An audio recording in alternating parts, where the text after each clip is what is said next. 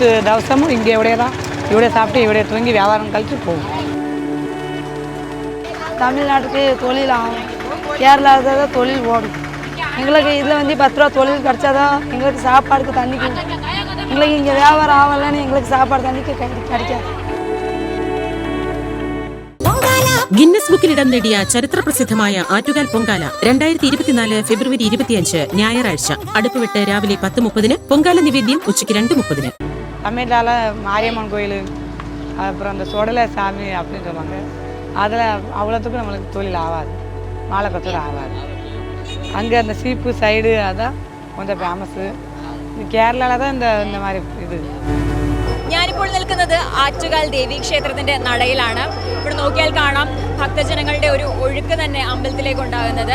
എന്നാൽ ഭക്തർക്ക് മാത്രമല്ല, ഇതര സംസ്ഥാന തൊഴിലാളികൾക്ക് അവർക്ക് കച്ചവടം ചെയ്യാനും അവർക്കൊരു വരുമാന മാർഗം ഉണ്ടാക്കാനും ഒരു അവസരം കൂടിയാണ് ഈ ഒരു പൊങ്കാല എന്ന് പറയുന്നത്.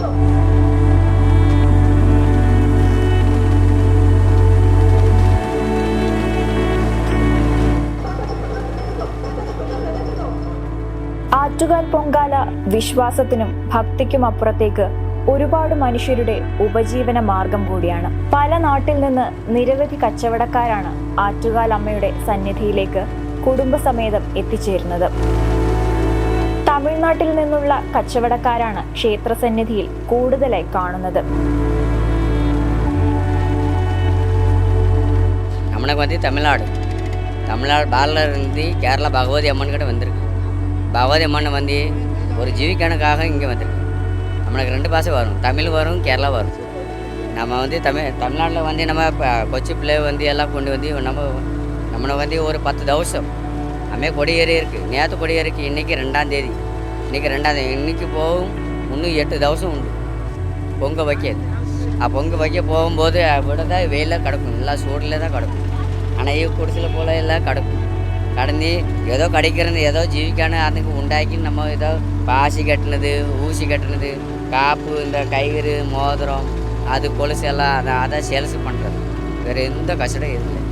ഈ കൊടും ചൂടിലും കുട്ടികൾക്കൊപ്പം തങ്ങളുടെ ഉപജീവന മാർഗത്തിനായി കച്ചവടം നടത്തുകയാണ് ഈ കുടുംബങ്ങൾ. കഴിഞ്ഞ 25 വർഷമായി ഇവർ മുടങ്ങാതെ ആറ്റുകാൽ പൊങ്കാല സമയത്ത് കേരളത്തിലെത്തി കച്ചവടം നടത്തുന്നു.